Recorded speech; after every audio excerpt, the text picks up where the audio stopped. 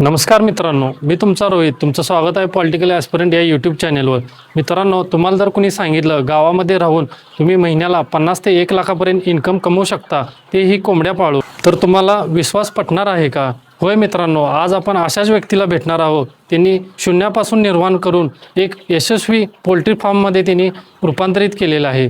मित्रांनो, आज आपण त्यांच्याकडून जाणून घेणार आहोत शेडचे बांधकाम कसे केलं पाहिजे, नफा किती, खर्च किती, तसेच गव्हर्नमेंटकडून किती सबसिडी मिळते हेही आपण यामध्ये पाहणार आहोत. तसेच ही पोल्ट्री फार्म सुरू करताना आपण कोणकोणत्या व्हरायटी सिलेक्ट केल्या पाहिजे हे आपण यामध्ये पाहणार आहोत. मित्रांनो, या सगळ्या प्रश्नांची खरी व प्रॅक्टिकल उत्तरे आपण या व्हिडिओमध्ये पाहणार आहोत. मित्रांनो, जर तुम्हालाही गावामध्ये राहून एखादा व्यवसाय करायचा असेल तर हा व्हिडिओ पूर्णपणे नक्की पहा. चला तर मित्रांनो, हा आजच्या व्हिडिओला आपण सुरुवात करूया. केकले सर, तुमचं पहिला पॉलिटिकल ॲस्पिरंट या यूट्यूब चॅनलवर तुमचं स्वागत आहे. पहिल्यांदा आम्हाला तुमची ओळख करून द्या. माझे नाव अभिजित रंगराव केकले, दानोळी, तालुका शिरोळ. पृथ्वीराज पोल्ट्री फार्म या नावाने ओळख आहे. मित्रांनो, आता आपण पाहणार आहे त्यांनी सुरुवात कशी केली व त्यांचं प्रेरणा स्रोत काय आहे यामध्ये.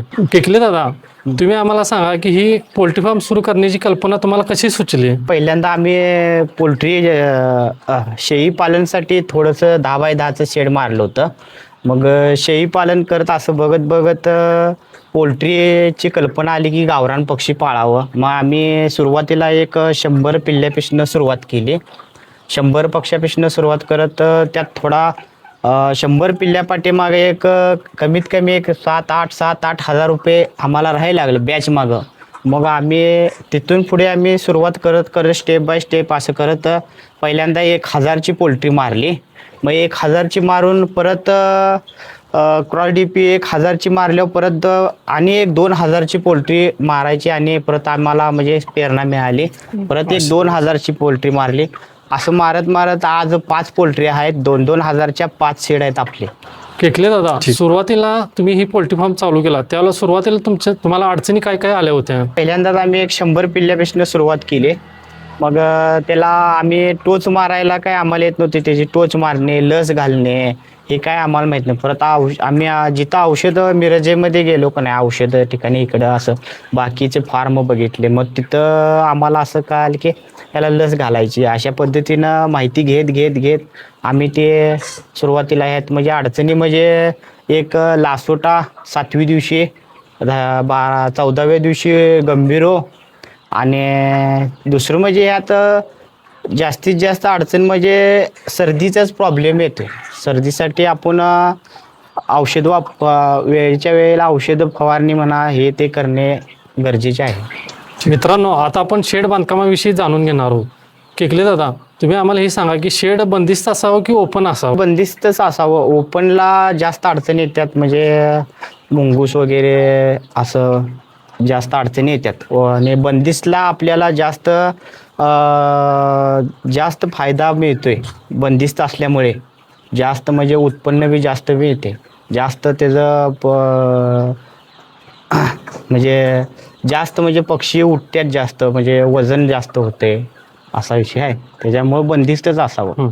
केकले दादा, आम्हाला हे सांगा की शेड कोणत्या दिशेला असेल की त्यामध्ये जास्त फायदेशीर ठरू शकतं? तो पूर्व पश्चिमच असावं.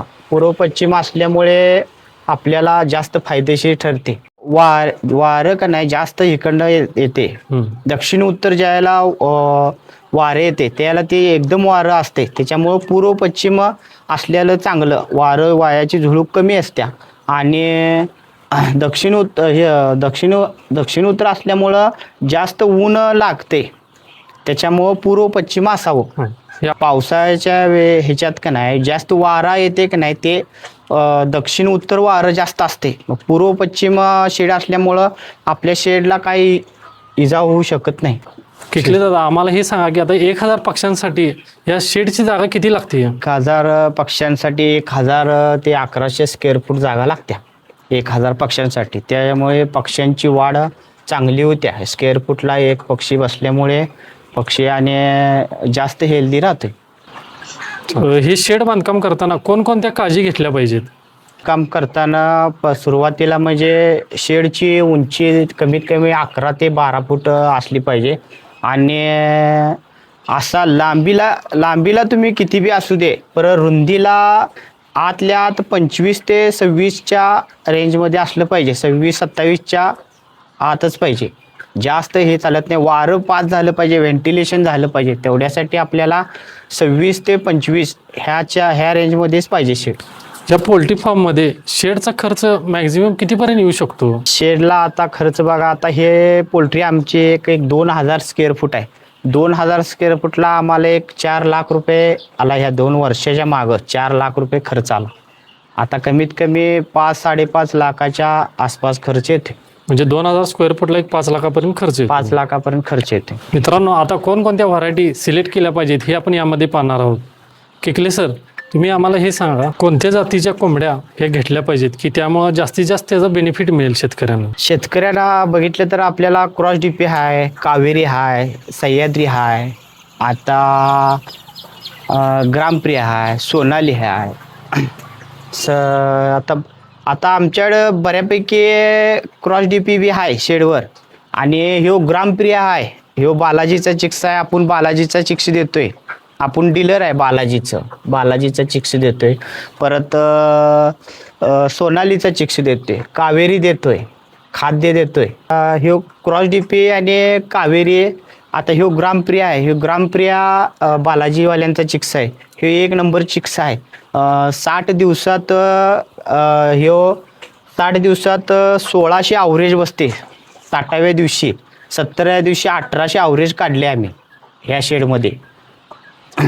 आणि मादीचा ॲव्हरेज 60व्या दिवशी 1200 बसत्या, 1200 प्लस मादी. 17व्या दिवशी 1300-1400 साईज लागते मादीची, म्हणजे ह्या जातीची. त्याच्यामुळं ग्रामप्रिया आणि हे चिक्स परवडते आपल्याला. शेतकऱ्यांसाठी खास करायला 1 नंबर आहे, फायदेशीर आहे. गावातल्या वातावरणामध्ये कोणत्या जाती जास्तीत जास्त सूट होतात? आता बऱ्यापैकी लोकांची आता हे ग्रामप्रिया बालाजीवाल्यांचा हे एक चालतोय. आणि क्रॉस डीपी. आणि दुसरी गोष्ट म्हणजे आता एक सोनाली एक आहे चिक्स, ते एक सोनाली एक बऱ्यापैकी चालायला आहे. या 3 चिक्स बऱ्यापैकी चालतात. केले का दादा, आम्हाला हे सांगा की हे जर पिल्ले जर घ्यायचे असेल तर त्या शेतकऱ्याची फसवणूक ही नाही झाली पाहिजे, तर त्यांनी कुठून घेतल्या पाहिजेत? ते आता बऱ्यापैकी आता आम्ही बी सुरुवातीला काही लोकांनी आम्हाला सुद्धा फसवलं. असं नर देतो म्हणून नर 30% आणि सगळ्या माद्याच, असं काही डीलरांनी फसवलं आम्हाला. आता आम्ही स्वतः चालू केले की आम्ही स्वतः बाहेर पक्षी बी देतोय, खाद्य बी देतोय. आणि पक्षी लिफ्टिंगला त्यांचा पक्षी बी आल्यावर उचलतोय बी आम्ही. आता कावेरी, क्रॉस डीपी, सह्याद्री, सोनाली पक्षी देतोय. आता आम्ही चिक्स देतोय ते 1 नंबर चिक्स आहे आमचा. 60व्या दिवशी बरोबर 1500 ॲव्हरेज बसते. 17व्या दिवशी 1700-1800 ॲव्हरेज आपलं आहे. 1 नंबर चिक्स आहे आपलं. आणि आपण ज्या फार्मरला चिक्स देतोय त्या फार्मरला आपण पूर्ण मार्गदर्शन करतोय की जे आता नवीन फार्मर असला तर नवीन फार्मरला पूर्ण आपण गाईड करतोय की आपण चिक्स देण्यापेक्षा त्याचा चिक्स निघूस तोपर्यंत आपण पूर्ण त्याला माहिती सांगते. काय करायला पाहिजे, लस कुठली घालायला पाहिजे त्याला, 7व्या दिवशी लस कुठली घालायला पाहिजे, 14व्या दिवशी लस कुठली घालायला पाहिजे, औषध कुठलं करायला पाहिजे, वॅक्सिन काय करायला पाहिजे त्याला, परत सर्दी आली तर काय काळजी घ्यायला पाहिजे.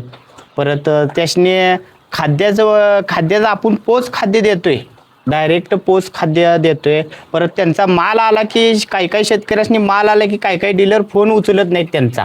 तसं आपलं नाही, आपण डायरेक्ट त्यांचा माल आला की व्हिडिओ आपल्या टाकला, आपण डायरेक्ट व्यापाऱ्यांशी कॉन्टॅक्ट करून देतोय. डायरेक्ट व्यापाऱ्यांचा नंबर देतोय त्यासनी डायरेक्ट. आणि व्यापाऱ्यांच्या आणि त्यांचं कॉन्टॅक्ट करून मार्केट काय चालू आहे ह्या लेवलनं हे करून मार्केट किंवा एक 5 रुपये रेटनं जास्त कसं शेतकऱ्याचा माल काढायचा आपण ही हमी घेतोय. मित्रांनो, आता आपण खाद्य व्यवस्थापन बघणार आहे. केकले दादा, आम्हाला हे सांगा की खाद्य कोणत्या प्रकारचं घेतलं पाहिजे, रेडीमेक्स घेतलं पाहिजे का घरगुती घेतलं पाहिजे? आता रेडीमेड बी चांगलंच आहे आणि याचा घरगुती आपण करतोय. आता घरगुती म्हणायला तुम्हाला जर झालं तर आता ही पोल्ट्री या इकडच्या साईडला मी कमीत कमी एक 8 लाख रुपये घालून ह्या शेड मारलाय गोडाऊनचा. ह्या गोडाऊनला आपण 1 टनाची आपली फीड मिल होती इथे आणि आपण स्वतः प्रोडक्शन करत होतो खाद्याचे. मॅशमध्ये खाद्य काढत होतो, बॉयलर खाद्य काढत होतो आणि त्याच्यामुळं आता काय झाले की मका जास्त मावचर ह्याच्यामुळं का नाही जास्त कॉक्सीचा प्रॉब्लेम वगैरे येतोय. त्याच्यामुळं आपण हे आता खाद्य बंद केले आणि डायरेक्ट तयार खाद्यच घालायचं. तयार खाद्यावरच आपल्याला भर जास्त दिल्यामुळे तयार खाद्यच परवडते. लॉकडाऊन पिसनं आम्ही जसं रेट वाढत गेले तर मग आम्ही फीड मिल विकली आणि परत मग आम्ही डायरेक्ट बारामतीचं खाद्य आणतोय. बारामतीवर आज 5-6 वर्ष झालं आता बारामतीचंच वापरतोय. किकले दादा, आता आम्हाला हे सांगा की खाद्याचा खर्च एका बॅच मागे किती येतो? त्याचा खर्च आता एका ह्याला म्हणजे एका बॅचला तर एका पक्षाला कमीत कमी 160 ते 150 रुपयाच्या आसपास खर्च येतोय पर पक्षी एका पक्षाला. तर आपला एक पक्षी कमीत कमी 1.5 किलोचा ॲव्हरेज बसते एक पक्षी आणि सरासरी ॲव्हरेज बसून आपल्याला पक्षी विकायच्या वेळेला बॅचच्या एका पर पक्षा पाठीमागं 30 ते 40 रुपये आपल्याला नफा मिळते. तर 1000 पक्षा पाठीमागं आपल्याला कमीत कमी 30,000 ते 40,000 रुपये आपलं नेट प्रॉफिट राहते. किकले दादा, आता आम्हाला हे सांगा की पक्षाचं वजन वाढवण्यासाठी आहारामध्ये काय काय टिप्स तुम्ही देऊ शकता? सुरुवातीपासून कसं असते आपल्याला ज्या वेळेला आपल्या शेडवर पक्षी आला की बोर्डिंग जास्त महत्त्वाचं आहे. सुरुवातीला स्टार्टिंगला पहिल्या दिवशी पक्षी आला की त्याला बोर्डिंग व्यवस्थित दिलं पाहिजे. 7 ते 8, 8वे 9वी 10वी दिवशीपर्यंत बोर्डिंग आपल्याला शेडनुसार आपलं कसं बोर्डिंग आहे हे आपल्याला कळालं पाहिजे की कशा पद्धतीनं कसं हे केलं पाहिजे. आणि सुरुवातीला फ्री स्टार्टर जे आहे ते कमीत कमी 400 ग्रॅमनं फ्री स्टार्टर गेलं पाहिजे. तर पक्ष्याची ग्रोथ वाढली की परत पक्षी एक नंबर हेल्दी राहतोय. त्याच्यामुळं फ्री स्टार्टर आपण सुरुवातीला 400 ग्रॅमनं दिलंच पाहिजे. तर पक्षी आपला एक नंबर होते. आणि मग तुमचं पडद्याचं मॅनेजमेंट पाहिजे. तुम्हाला सांगतो फीड वगैरे वेळच्या वेळेला फीड दिले पाहिजे. पक्ष्यांना जास्त डिस्टर्ब केलं नसलं पाहिजे. आणि दुसरी गोष्टमध्ये तुम्ही पाण्याचं असलं तरी पाणी शुद्धीकरणाच्या तुम्ही पाणी कुठलं वापरताय ह्याच्यावर मी जास्त अवलंबून आहे. आता विहिरीचं वापरताय का नदीचं वापरतायत? नदीचं पाणी शक्यतो चालत नाही. विहिरीचं किंवा बोरचं पाणी वापरायचं. बोरचं पाणी विहिरीचं एक नंबर पाणी वापरायचं. आपलं pH किती आहे हे तपासून घेतलं पाहिजे.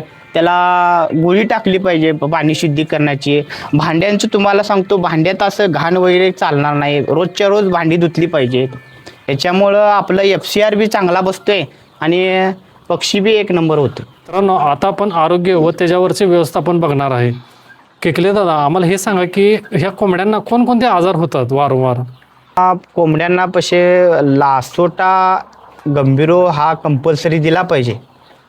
CRDचं म्हणजे सर्दीचा वगैरे प्रॉब्लेम येतो त्यासाठी. आपल्याला कसं आता सर्दीचा प्रॉब्लेम आला तर आपल्याला कळालं पाहिजे ह्याला काय झाले पक्ष्याने. पक्षी फिडिंग कमी केला की आपल्याला कळालं पाहिजे की सर्दी आल्या का काय झाले. समजा आता विष्ठा वगैरे जर त्याची चांगली पडत्या जर लाल विष्ठा पडली तर रक्ती हगवान जर लागत असलं तर त्याला कॉक्सी झाले. पक्षी हलका होते, मरतोय पक्षी, हे आपल्याला कळायला पाहिजे. आणि ही शीट आहे ही शीट कायम आपली वाळली पाहिजे.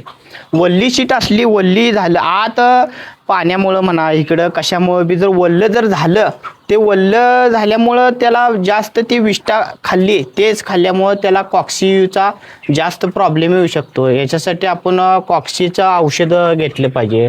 त्याला कॉक्सी झालं त्याला औषधं दिली पाहिजेत. सर्दी आली तर सर्दीला वेळच्या वेळी औषध दिली पाहिजेत.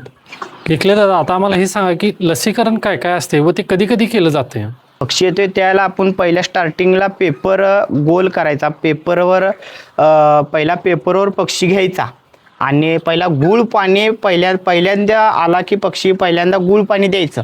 मग गुळ पाणी पहिल्या दिवस गुळ पाणी, दुसऱ्या दिवशीपासून आपण एक टाइम आपण निओडॉक्स पावडर वगैरे आपण वापरू शकताय. एक टाइम म्हणजे लेक्झिन पावडर आपलं चालू शकतात. परत संध्याकाळचा आपण संध्याकाळच्या वेळेस त्याला आपण वायमरल अँटीटॉक्स असं देऊ शकताय. परत असे 5-6 दिवस झाले की 6व्या दिवशी आपण लासोटा द्यायचा.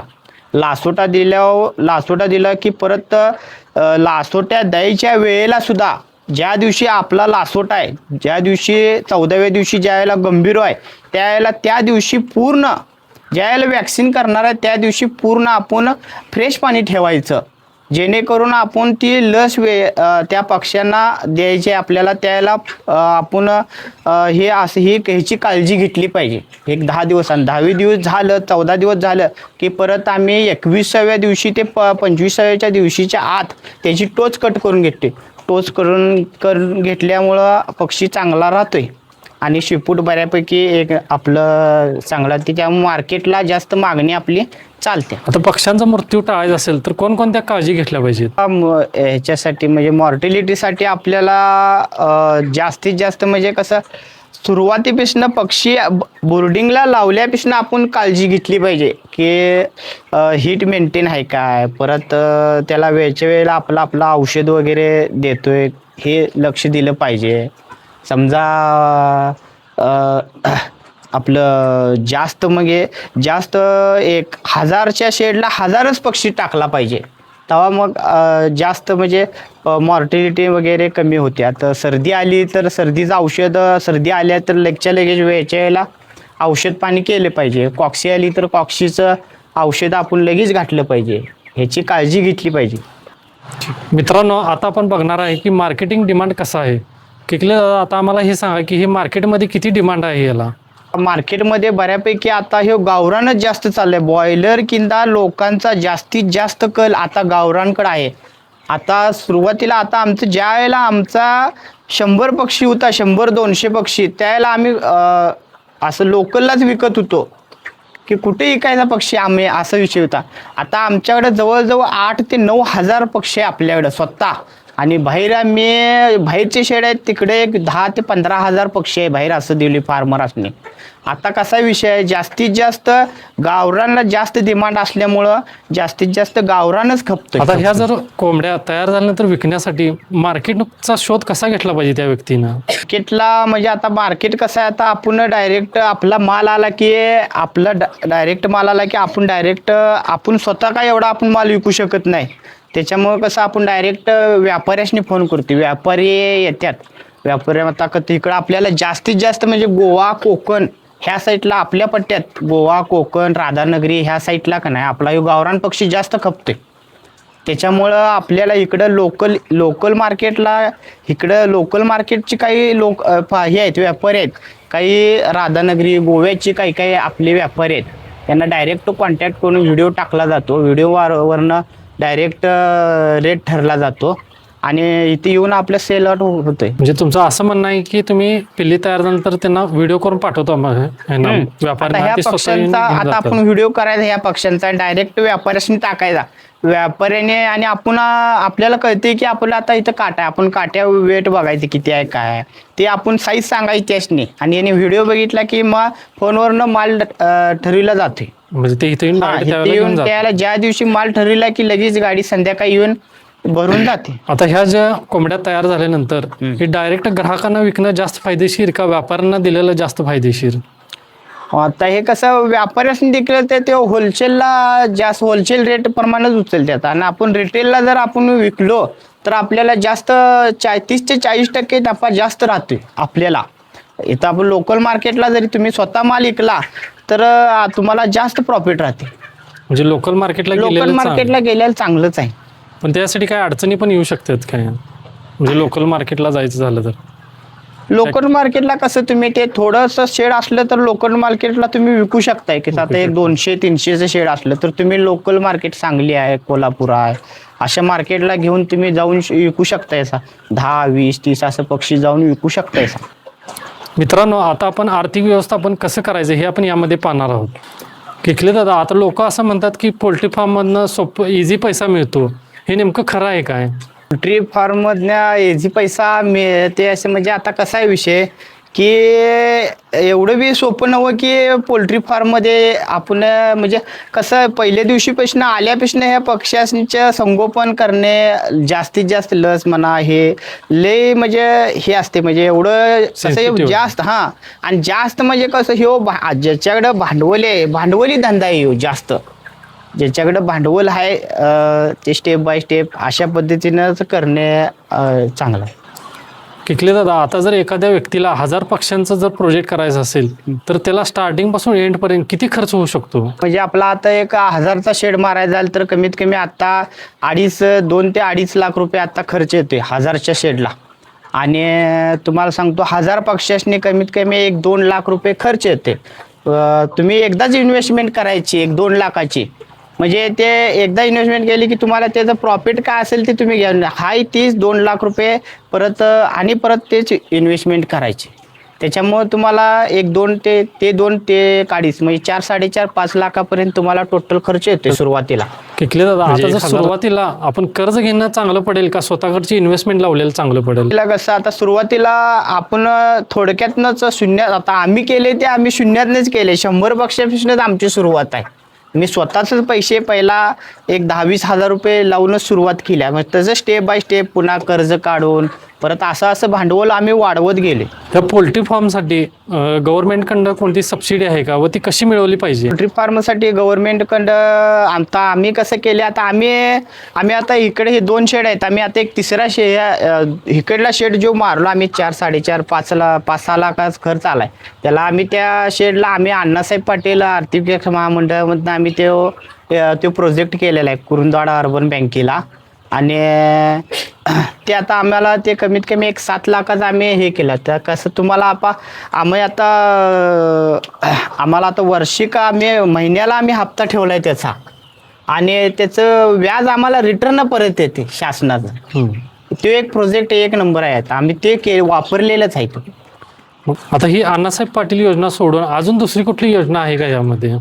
यामध्ये असं तुम्हाला आता ते बचत गटामार्फत आता तुम्ही बचत गटामार्फत बी घेता आता पंचायत समितीला बी स्कीमा आहेत यामध्ये म्हणजे बचत गटात महिलांच्यासाठी 100 कोंबड्यांचं अंड्यांचं ह्याच्यासाठी ज्या स्कीमा आहेत का नाही त्या आहेत किंवा किकले दादा, आता आपल्या गावामध्ये किंवा सर्वसाधारणपणे सुशिक्षित तरुण वर्ग जास्त झालेला आहे पण त्यांना बेरोजगारी जास्त आहे. मग त्यांनी ह्या पोल्ट्री फार्मसाठी वळलं पाहिजे काय त्यांनी? हा धंदा 1 नंबर आहे. सकाळी 1 तास संध्याकाळी 1 तास आणि हा धंदा केला की आता कसं आता आम्ही ह्या धंद्यावर आता आम्हाला बऱ्यापैकी आम्ही महिन्याला 1 लाख रुपये पगार पाडतोय या धंद्यात आम्ही. म्हणजे हे पोल्ट्री फार्म केलंच पाहिजे. एक नंबर आहे चांगला. ह्या 1 नंबर धंदा आहे. किकले दादा, आता जर एखाद्या व्यक्तीला जर पोल्ट्री फार्म चालू करायचे असेल तर तुमच्याकडं कोणकोणत्या सर्व्हिसेस मिळतात आम्हाला?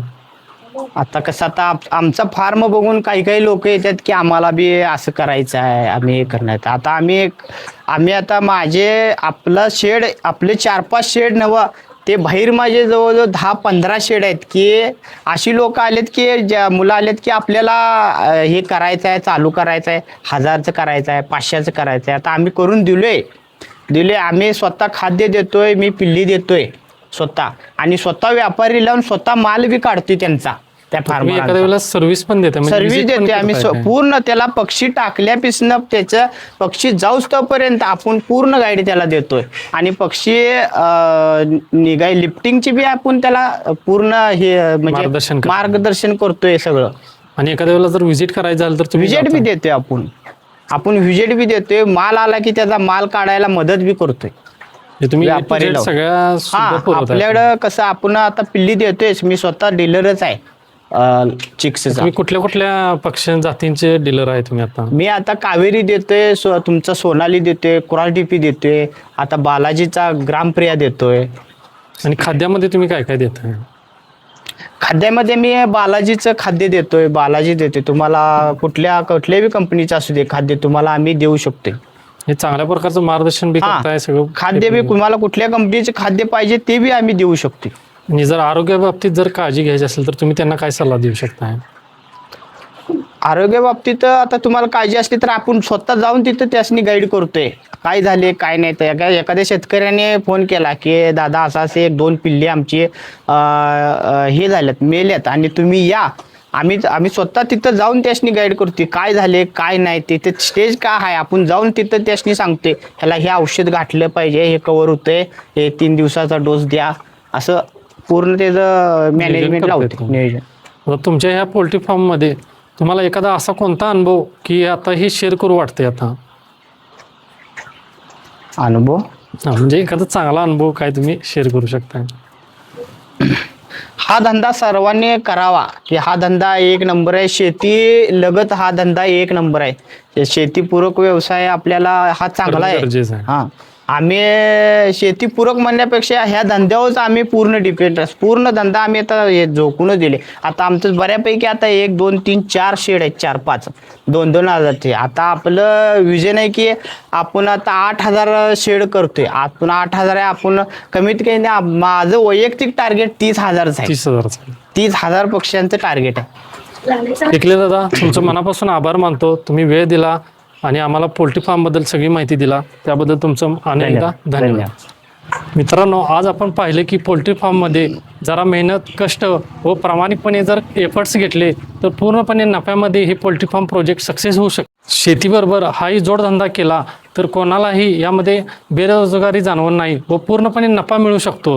ही एक प्रॅक्टिस एक चांगल्या प्रकारे केली तर त्याला नक्की एक जीवनदायी प्रवास मिळू शकतो. मित्रांनो, तुम्हाला जर या पोल्ट्री फार्मबद्दल काही माहिती पाहिजे असेल तर आम्ही तुम्हाला केकले सरांचा नंबर आम्ही कमेंट बॉक्समध्ये नक्की देतो. त्यांना जर तुम्हाला भेटायचं असेल तर त्यांनी दानोळीमध्ये जरूर अवेलेबल असतात. त्यांना नक्की भेटा, त्यांचं मार्गदर्शन घ्या. ते तुम्हाला सुरुवातीपासून ते एंडपर्यंत सगळं जे काही मार्गदर्शन आहे ते तुम्हाला देऊ शकतात. मित्रांनो, अशाच वेगवेगळ्या उपक्रमामध्ये शेती व्यवसाय असेल आणि कोणते व्यवसाय असतील अशाच व्हिडिओच्या मार्गदर्शनासाठी आपल्या चॅनल सबस्क्राईब करा, लाईक करा आणि मॅक्झिमम शेअर करा. धन्यवाद.